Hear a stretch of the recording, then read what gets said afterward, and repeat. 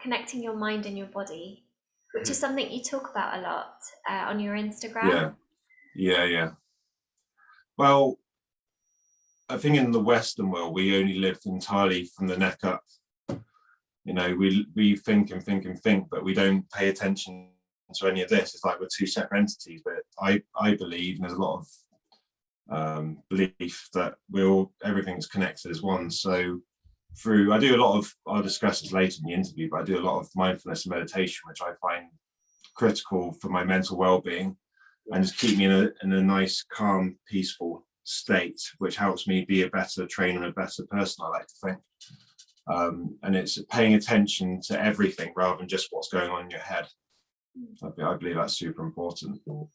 As a personal trainer, you know better than anyone how important mental health is on how important exercise is on your mental health. Can you tell us a bit about the effects that exercising can have on your overall well-being, not just your physical well-being? My personal experience, or from people that I train?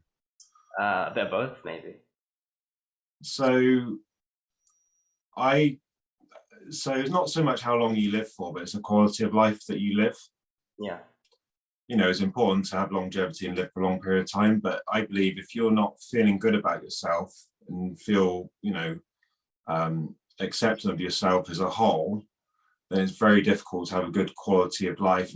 And that whatever energy you carry, I believe, radiates. So if you feel good about yourself and you're positive and you have a good perspective on life, that's going to help your mental well-being, and it rubs off on everyone you come into contact with.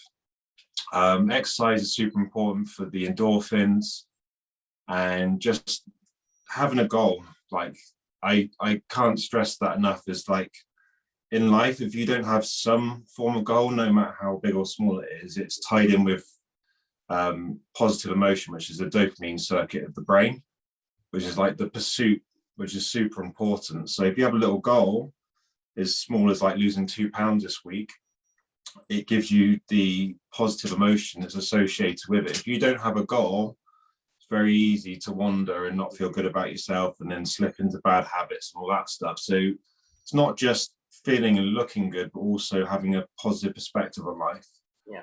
And that's just from doing 30 minutes a day. I'm not one to preach and say you've got to go down to the gym, lift weights 5 days a week, but do something every day. Go for a walk with your dog, or walk with a loved one, or maybe go for a jog. Anything that makes you feel good, and it doesn't have to be super intense, but just be active.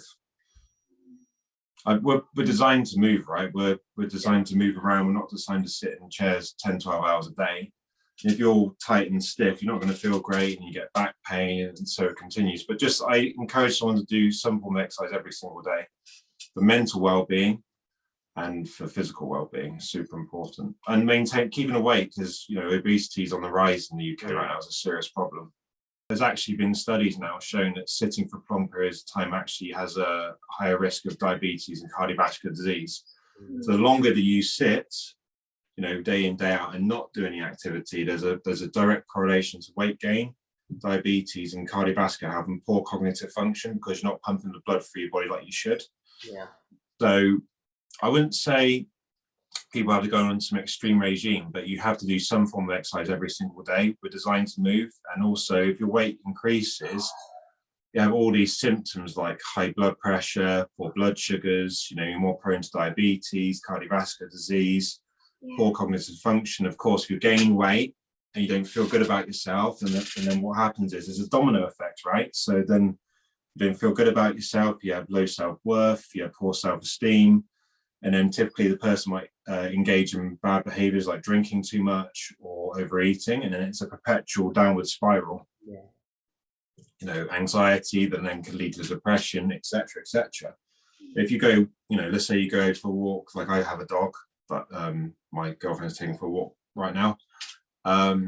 Going out for a walk in the sunshine for 30 minutes a day, you just feel so much better about yourself.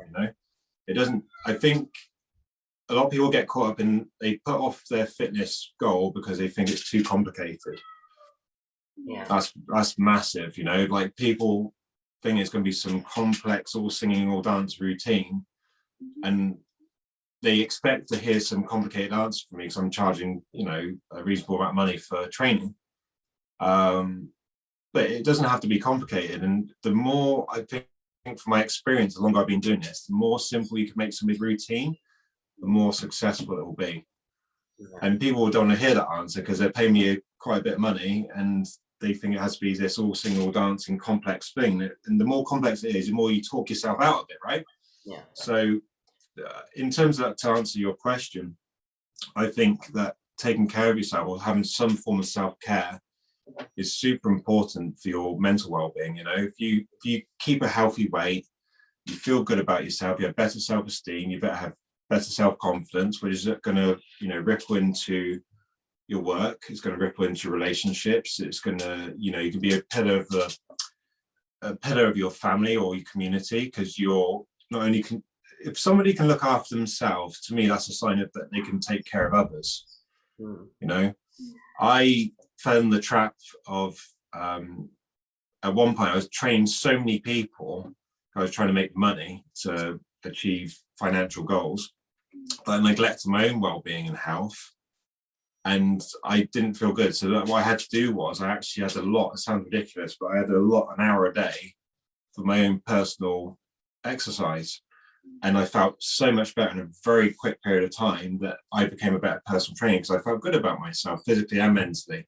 So if you feel good about your body and you're a healthy weight and you've got good cardiovascular health and you're not carrying excess body fat, you're going to feel good about yourself, and it has a positive effect. So I think if you don't take care of yourself, it spirals out of control. It's not like, oh, I just gain a little bit of weight and that's it. It has a knock-on effects with your mental health, your self-esteem. There's a knock-on effect with your diabetes, potentially in cardiovascular down the road.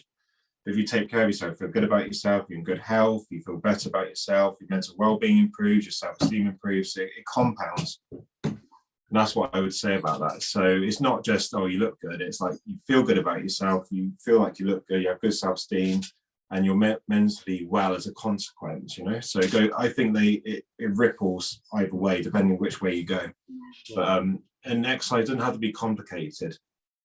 Going out for a walk, or go jogging, or skipping, or it doesn't have to be anything complicated. Just keep it simple, and also do something that you enjoy, because then you'll keep doing it.